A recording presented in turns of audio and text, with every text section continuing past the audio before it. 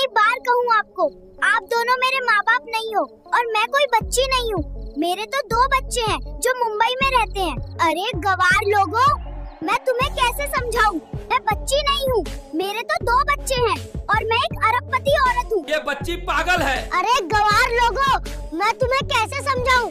हे भगवान, मैं कहाँ पागलों के बीच फंस गई? डीएम साहिबा, आप ही समझाइए इन गवार लोगों को। मैं तो समझा कर थक गई। मैं कोई बच्ची नहीं हूँ, मेरा पुनर्जन्म हुआ हैगा। अपने बच्चे को जन्म देते वक्त मेरी मृत्यु हो गई थी। डीएम साहिबा, मेरी बात का यकीन करो, मेरा नाम करीना, पर पता नहीं ये गवार लोग मुझे कैसे फंसा रहे हैं। बिहार के एक छोटे धूल भरे गांव में एक गरीब मजदूर के घर एक बच्ची का जन्म होता है। जब वह 4 साल की हुई तो उसने अपने माँ बाप से जो कहा सुनकर आपके भी रोंगटे खड़े हो जाएंगे। उसने कहा, मेरा नाम उर्मिला नहीं, मेरा नाम करीना मित्तल है। मैं तो एक अरबपति हूँ। मैं मित्तल मोटर्स की मालकिन हूँ। मेरे 2 बच्चे हैं और मेरा परिवार मुंबई में रहता है। मैं यहाँ गलती से आ गई हूँ। किसी ने जानबूझकर मेरी हत्या करवाई थी और मैं उसी का बदला लेने आई हूँ। आखिर क्या है इस लड़की की सच्चाई?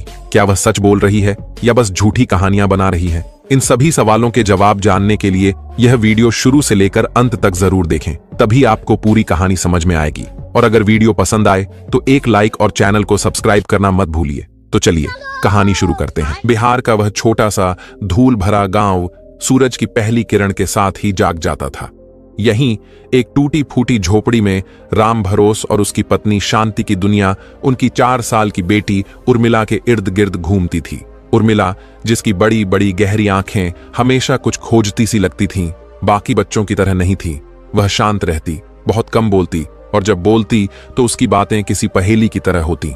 लेकिन उसके चौथे जन्मदिन के ठीक 1 हफ्ते बाद उस झोपड़ी में एक ऐसा तूफान आया जिसने राम भरोस और शांति की दुनिया को हमेशा के लिए हिला कर रख दिया। उस दिन शांति अपनी बेटी को बाजरे की रोटी खिला रही थी। उर्मिला ने एक टुकड़ा मुंह में डाला और फिर अपनी मां की आंखों में झांकते हुए साफ और सधी हुई अंग्रेजी में कहा, mother, this food is so bland. I miss the continental breakfast Alfred used to make for me. Shanti के हाथ से रोटी का टुकड़ा छूटकर जमीन पर गिर गया। अंग्रेजी, अल्फ्रेड, कॉन्टिनेंटल ब्रेकफास्ट, ये शब्द तो उसने कभी सुने भी नहीं थे। उसने घबराकर पूछा, क्या बोल रही है बिटिया? उर्मिला ने झुंझलाकर थाली को परे सरका दिया। मैं यहाँ क्या कर रही हूँ? ये मेरा घर नहीं है। मैं मुंबई में रहती हूँ। मेरा नाम करीना मित्तल है, उर्मिला नहीं। उसकी आवाज एक 4 साल की बच्ची की नहीं, बल्कि एक अधिकारपूर्ण महिला की लग रही थी। मेरे पति कुणाल मित्तल हैं, मित्तल मोटर्स के मालिक। उनकी घनी मूंछें हैं और उनके दाहिने गाल पर एक छोटा सा तिल है। मैं एक अरबपति हूँ। मेरी मौत मेरे बेटे वीर को जन्म देते वक्त ग्लोबल हॉस्पिटल में हुई थी। मुझे मेरे कुणाल के पास जाना है। राम भरोस, जो दरवाजे पर खड़ा यह सब सुन रहा था, वहीं पत्थर का हो गया। ये सब क्या था? किसी ने बच्ची पर कुछ कर तो नहीं दिया? वे उसे गांव के ओझा के पास ले गए, मंदिर में मन्नतें मांगी, लेकिन उर्मिला की बातें नहीं बदली। वह दिन ब दिन और अजीब होती जा रही थी। वह अपनी फटी हुई फ्रॉक को देखकर रोती और कहती, मेरे पास गुच्ची और प्राड़ा के डिजाइनर कपड़े थे। वह मिट्टी के घर को देखकर कहती, मेरा एंटीलिया जैसा घर था जिसमें 100 से ज्यादा नौकर काम करते थे। वह धारा प्रवाह अंग्रेजी बोलती, जो उसने कभी किसी से नहीं सीखी थी। वह अक्सर हवा में हाथ घुमाकर अपने काल्पनिक सेक्रेटरी को निर्देश देती, Miss D'Souza, schedule my meeting with the Japanese delegates. गांव वाले उसे पगली कहने लगे थे, लेकिन राम भरोस और शांति के लिए यह एक कभी न खत्म होने वाला दुस्वप्न था। समय बीतता गया। उर्मिला अब 8 साल की हो चुकी थी। उसकी जिद अब एक जुनून बन चुकी थी। उसने 2 बार घर से मुंबई के लिए भागने की कोशिश की, जिसे गांव वालों ने पकड़ लिया। उसका कहना था कि मित्तल मोटर्स उसकी और कुणाल की खून पसीने की कमाई है, जिसे वे किसी और के हाथों में नहीं जाने दे सकती। जब उसे गांव के स्कूल में डाला गया तो उसने पहले ही दिन हेडमास्टर लाला चंद के होश उड़ा दिए। हेडमास्टर ने जब उससे उसका नाम पूछा तो उसने खड़े होकर आत्मविश्वास से कहा, my name is Kareena Mittal, cofounder of Mittal motors, but for now you can call me Urmila. Headmaster उसकी फर्राटेदार अंग्रेजी और उसके ज्ञान को देखकर दंग रह गए।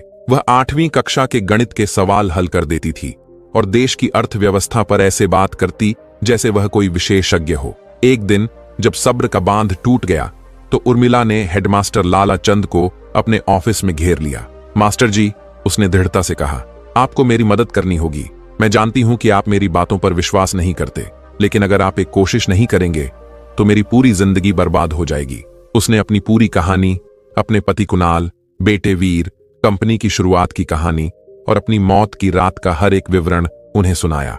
लालाचंद एक पढ़े लिखे और सुलझे हुए इंसान थे। उन्होंने बच्ची की आंखों में एक अजीब सी सच्चाई देखी। उन्होंने एक फैसला किया।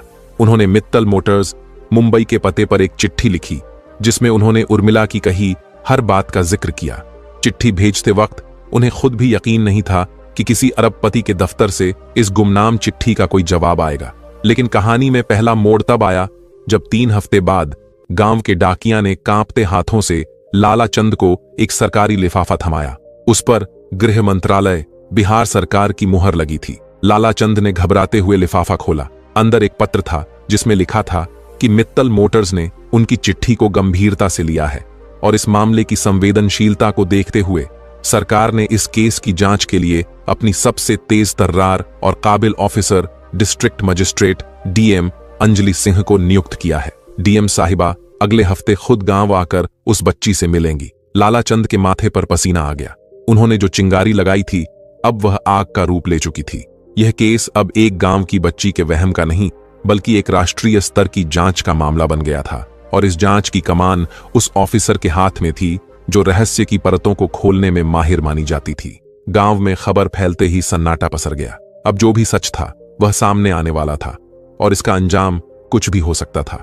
डीएम अंजलि सिंह का नाम ही अपराधियों के दिलों में खौफ पैदा करने के लिए काफी था। अपनी पैनी नजरों, तेज दिमाग और किसी भी झूठ को पकड़ लेने की अद्भुत क्षमता के लिए वह पूरे महकमे में जानी जाती थीं। जब उन्हें यह केस सौंपा गया तो पहली नजर में उन्हें यह किसी की शरारत या किसी मानसिक बीमारी का मामला लगा। लेकिन जब उन्होंने मित्तल मोटर्स के सीईओ कुणाल मित्तल के ऑफिस से आए गोपनीय नोट को पढ़ा तो उनकी त्योरियां चढ़ गईं। नोट में लिखा था, बच्ची जिन बातों का जिक्र कर रही है उनमें से कुछ इतनी निजी हैं कि वे केवल मुझे और मेरी स्वर्गीय पत्नी करीना को ही पता थीं। अंजलि सिंह ने अपनी टीम के साथ गांव में प्रवेश किया। 3 जीपों का काफिला जब राम भरोस की झोपड़ी के सामने रुका तो पूरा गांव देखने के लिए उमड़ पड़ा। अंजलि जीप से उतरी। सफेद साड़ी, आंखों पर काला चश्मा और चेहरे पर एक ऐसा आत्मविश्वास जो किसी को भी भयभीत कर दे। झोपड़ी के अंदर शांति और राम भरोस डर से कांप रहे थे। उर्मिला शांत बैठी थी। उसकी आंखों में न कोई डर था न कोई घबराहट। वह तो जैसे इसी दिन का इंतजार कर रही थी। अंजलि ने घर में घुसकर एक नजर चारों तरफ दौड़ाई और फिर उर्मिला के सामने एक स्टूल पर बैठ गईं। उन्होंने अपना चश्मा उतारा। उन्होंने नरम लेकिन सधी हुई आवाज में पूछा, तुम्हारा नाम उर्मिला है? बच्ची ने बिना पलक झपकाए साफ अंग्रेजी में जवाब दिया, मेरा नाम करीना मित्तल है और मैं मानती हूं कि आप यहां मेरी मदद करने के लिए आई हैं, डीएम साहिबा। अंजलि हल्का सा मुस्कुराई। बच्ची की जानकारी और आत्मविश्वास देखने लायक था। ठीक है करीना, अगर तुम करीना हो तो मुझे कुछ सवालों के जवाब दो। तुम और कुणाल पहली बार कहां मिले थे? यह एक ऐसा सवाल था जो अंजलि ने अचानक पूछा था, यह देखने के लिए कि बच्ची कोई घड़ी गढ़ाई कहानी सुना रही है या सच बोल रही है। उर्मिला ने आंखें बंद की जैसे कुछ याद कर रही हो। फिर उसने कहा, हम मुंबई के एक अनाथालय में मिले थे। हम दोनों वहीं पले बड़े। कुणाल मुझसे 2 साल बड़े थे। हम दोनों ने मिलकर एक सपना देखा था, एक ऐसी कार कंपनी बनाने का जो दुनिया पर राज करे। हम दोनों के पास एक भी रुपया नहीं था। अंजलि ने अपने नोटपैड पर कुछ लिखा। यह जानकारी पब्लिक डोमेन में नहीं थी। मित्तल की आधिकारिक बायोग्राफी में लिखा था कि उन्होंने अपनी पढ़ाई लंदन से की थी। यह पहला चौंकाने वाला बिंदु था।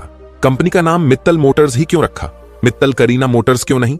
अंजलि का अगला सवाल एक मनोवैज्ञानिक जाल था। उर्मिला ने तुरंत जवाब दिया, क्योंकि कुणाल हमेशा कहते थे कि मैं इस कंपनी की नींव हूं और नींव कभी दिखाई नहीं देती, वह सिर्फ मजबूती देती है। मित्तल नाम उनका था लेकिन मोटर्स का सपना मेरा था। हमारा एक गुप्त समझौता था। कैसा समझौता? कंपनी के 50% शेयर मेरे नाम पर थे, एक ट्रस्ट के जरिए। यह बात कुणाल, मैं और हमारे वकील मिस्टर आडवाणी के अलावा कोई नहीं जानता था। मेरी मौत के बाद वो शेयर मेरे बेटे वीर के नाम पर ट्रांसफर होने थे जब वह 21 साल का हो जाए। अंजलि के हाथ एक पल के लिए रुक गए। यह $1 अरबों का दावा था। अगर यह सच निकला तो मित्तल मोटर्स के साम्राज्य में भूचाल आ सकता था। तुम कहती हो तुम्हारी मौत बच्चे को जन्म देते वक्त हुई। कौन सा अस्पताल था? डॉक्टर का नाम क्या था? और मौत का सही कारण क्या था? अंजलि ने सवालों की बौछार कर दी। ग्लोबल हॉस्पिटल, मुंबई, डॉक्टर थींडो, अल्मेडा, सब कुछ ठीक चल रहा था। लेकिन डिलीवरी के ठीक बाद जब नर्स ने मुझे एक इंजेक्शन लगाया तो मुझे सांस लेने में तकलीफ होने लगी। मेरा पूरा शरीर अकड़ गया था। मुझे याद है कि मेरे कानों में सिर्फ एक आवाज गूंज रही थी, कोड ब्लू, कोड ब्लू। मुझे एनाफिलेक्टिक शॉक हुआ था। मुझे पेनिसिलिन से एलर्जी थी और यह बात मेरी फाइल में सबसे ऊपर लाल अक्षरों में लिखी थी। फिर भी मुझे वही इंजेक्शन दिया गया। यह सिर्फ एक मौत नहीं थी, यह एक हत्या का आरोप था। एक 8 साल की बच्ची जो बिहार के एक गांव में बैठी है, मेडिकल लापरवाही या साजिश की इतनी सटीक जानकारी दे रही थी। अंजलि ने आखिरी और सबसे मुश्किल सवाल पूछने का फैसला किया। कुणाल मित्तल यहां आ रहे हैं, वह तुमसे मिलना चाहते हैं।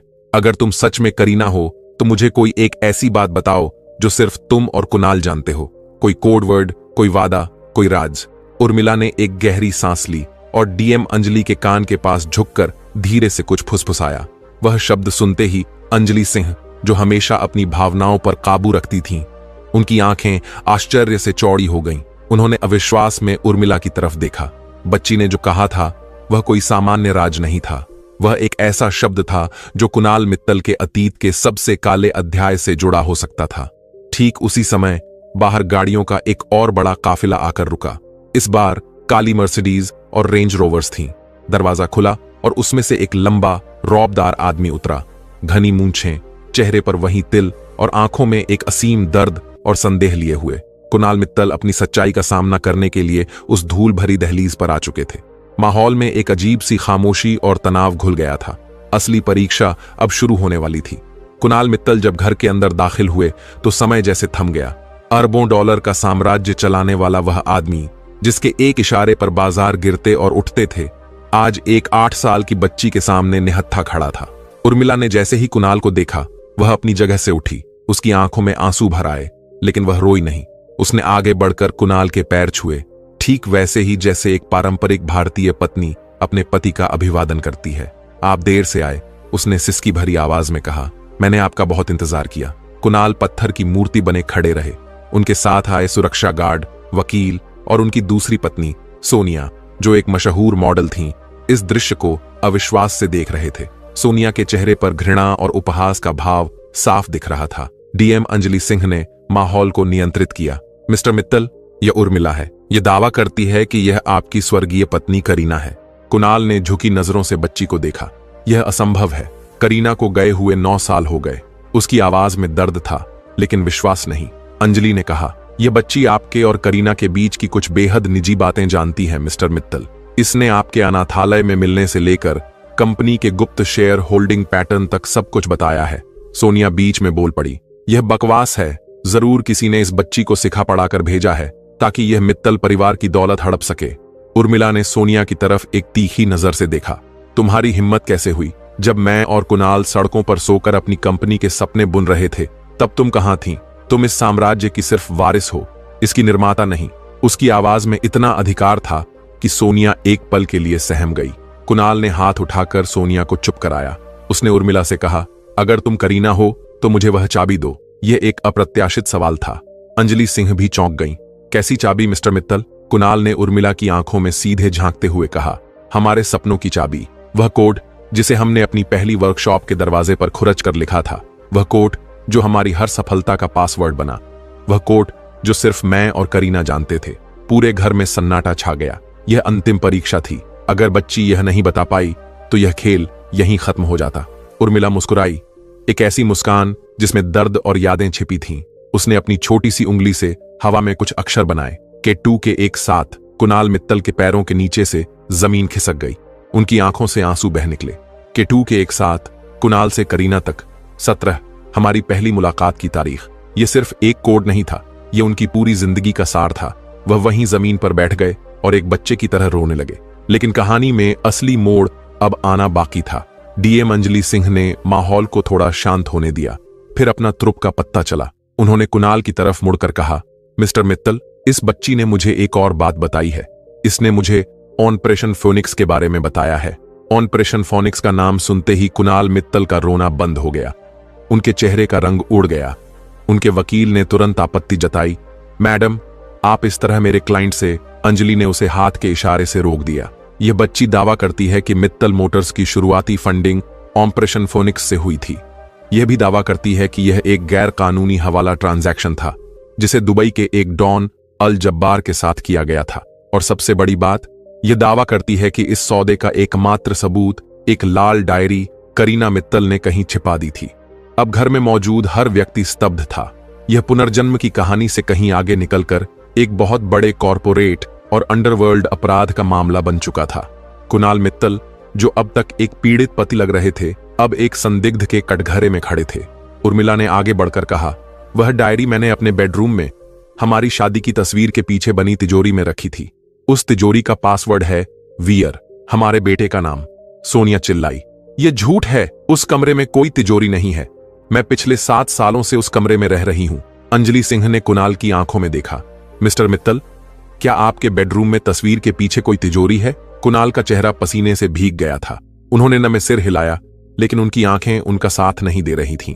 अंजलि सिंह ने उठते हुए कहा, ठीक है, तो फिर अब यह जांच बिहार के इस छोटे से गांव से निकलकर मुंबई के आपके आलीशान महल तक जाएगी। मेरी टीम कल मुंबई पहुंचेगी। हम उस दीवार को तोड़कर भी देखेंगे, अगर जरूरत पड़ी तो। यह एक सीधी चुनौती थी। अंजलि सिंह ने मित्तल को कोई मौका नहीं दिया। अब यह केस सिर्फ एक बच्ची की यादों का नहीं था, बल्कि एक अरबपति के साम्राज्य की काली सच्चाई का था। और उस सच्चाई का ताला खोलने की चाबी, यानी वह लाल डायरी, मुंबई के मित्तल मैंशन में कहीं बंद थी, या शायद नहीं। हो सकता है कि यह भी बच्ची की कल्पना का एक और हिस्सा हो।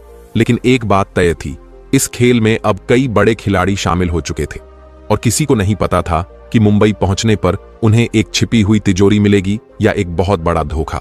अगले दिन मुंबई का आसमान भी जैसे किसी बड़े तूफान की आशंका में घिरा हुआ था। डीएम अंजलि सिंह अपनी टीम के साथ मित्तल मैंशन के बाहर खड़ी थीं, जो किसी महल से कम नहीं था। अंदर कुणाल मित्तल, उनकी पत्नी सोनिया और वकीलों की एक पूरी फौज मौजूद थी। माहौल में तनाव इतना था कि उसे चाकू से काटा जा सकता था। उर्मिला अपने माता पिता के साथ एक अलग गाड़ी में आई थी। जैसे ही उसने उस विशाल घर में कदम रखा, वह एक पल के लिए रुकी। उसकी आंखों के सामने जैसे 9 साल पुराना एक पूरा सिनेमा चल पड़ा। सब कुछ बदल दिया है। वह धीरे से बुदबुदाई, मेरा लगाया हुआ ऑर्किड का बगीचा कहाँ है? सोनिया ने ताना मारा, उसे हटाकर मैंने वहां एक स्विमिंग पूल बनवा दिया। पुरानी और बेकार चीजों को घर में रखने का मुझे शौक नहीं है।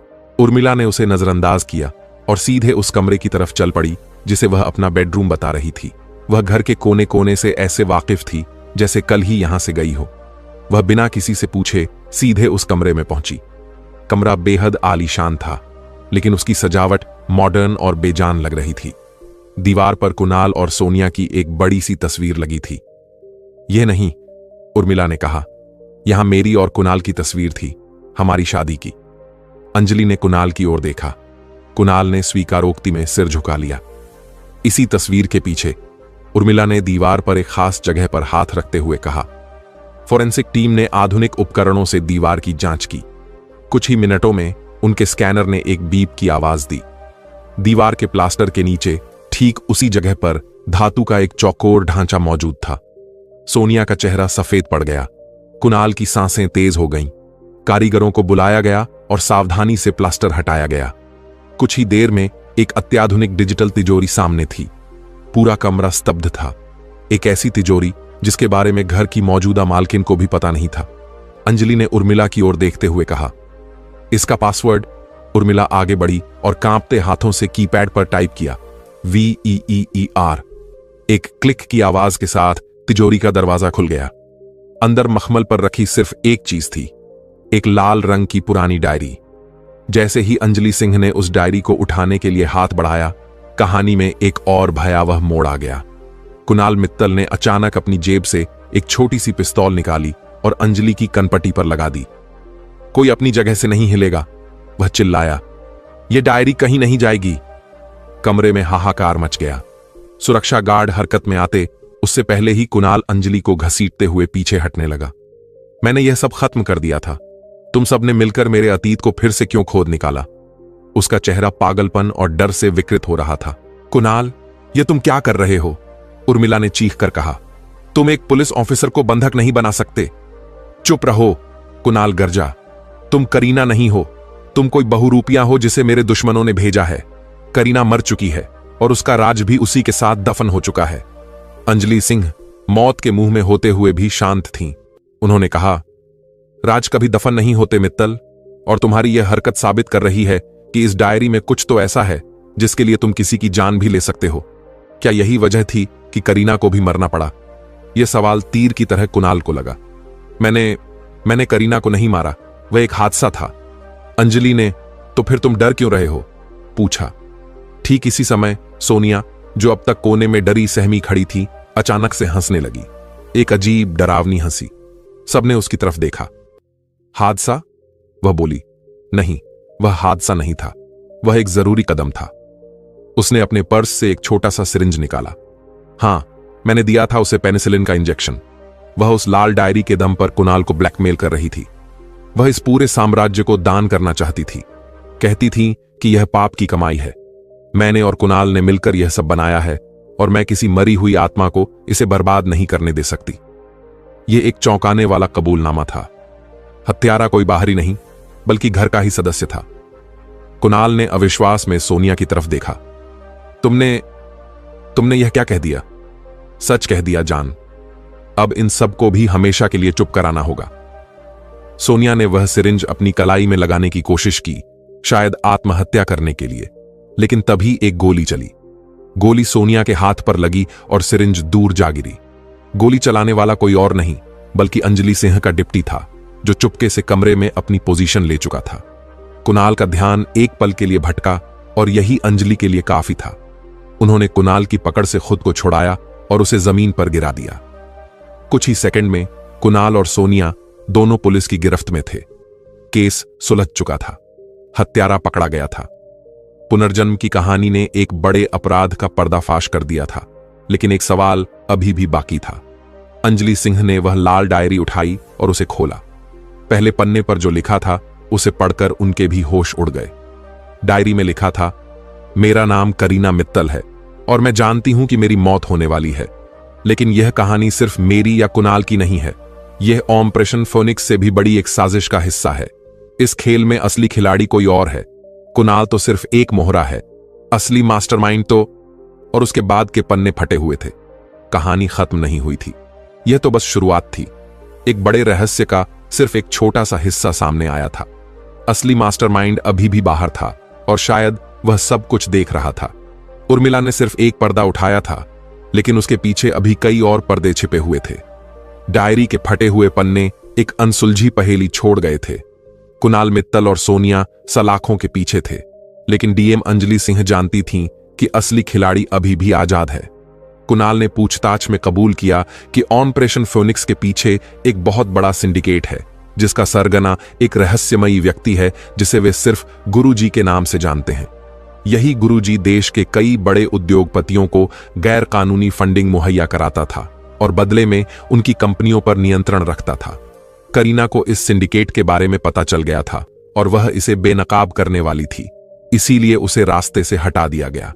यह केस अब सिर्फ एक पुनर्जन्म या हत्या का नहीं, बल्कि राष्ट्रीय सुरक्षा का मामला बन चुका था।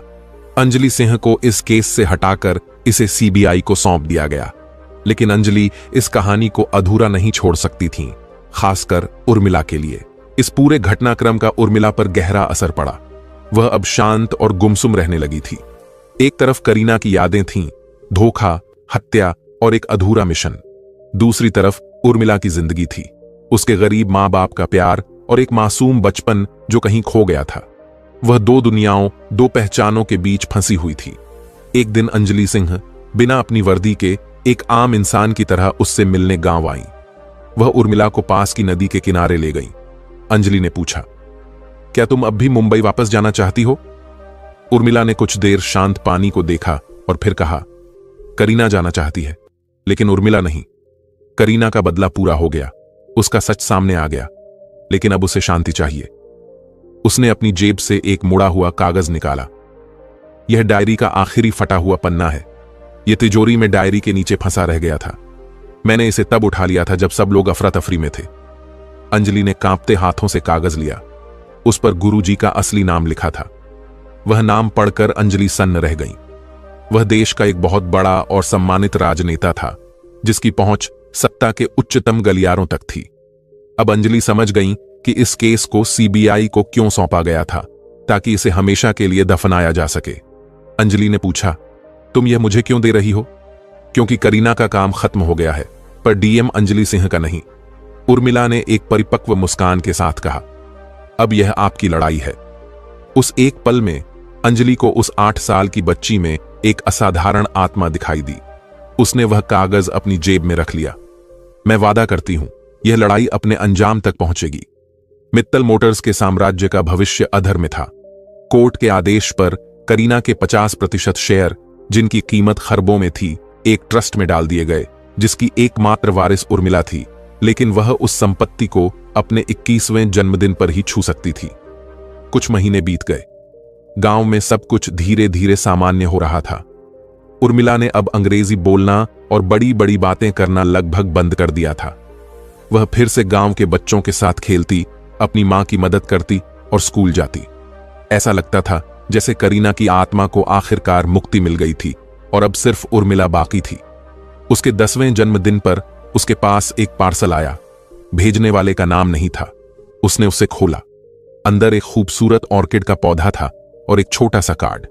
कार्ड पर लिखा था, तुम्हारे हिस्से का आसमान अभी बाकी है, अपनी जिंदगी जियो, एक दोस्त। उर्मिला समझ गई कि यह अंजलि सिंह ने भेजा है। कहानी का अंत किसी नाटकीय मोड़ पर नहीं हुआ। गुरुजी को कभी आधिकारिक तौर पर सजा नहीं मिली, लेकिन कुछ महीनों बाद एक रहस्यमयी विमान दुर्घटना में उसकी मौत की खबर आई। अंजलि सिंह का तबादला दिल्ली में एक बहुत महत्वपूर्ण पद पर हो गया था। उर्मिला बड़ी हुई। उसने अपनी पढ़ाई पूरी की। 21 साल की उम्र में जब उसे खरबों की संपत्ति मिली तो उसने सबको चौंकाते हुए उस पूरी दौलत से करीना मित्तल फाउंडेशन की स्थापना की, जो देश भर के अनाथ बच्चों की शिक्षा और भविष्य के लिए काम करता था। उसने अपने लिए कुछ नहीं रखा। वह कभी मुंबई वापस नहीं गई। उसने अपने असली माँ बाप राम भरोस और शांति के साथ गांव में ही एक साधारण लेकिन खुशहाल जिंदगी बिताने का फैसला किया। वह एक शिक्षिका बन गई और गांव के बच्चों को पढ़ाने लगी। कभी कभी जब वह रात में आसमान के तारों को देखती तो उसे लगता कि कहीं दूर से करीना उसे देखकर मुस्कुरा रही है। वह दोनों थी और दोनों में से कोई भी नहीं। वह उर्मिला थी, एक ऐसी लड़की जिसने 2 जिंदगियां जी, एक अतीत का बोझ उतारा और एक बेहतर भविष्य की नींव रखी। उसकी कहानी पुनर्जन्म की एक अनसुनी दास्तां बन गई, जो सबूतों और विज्ञान से परे विश्वास, कर्म और अंततः मुक्ति की कहानी थी।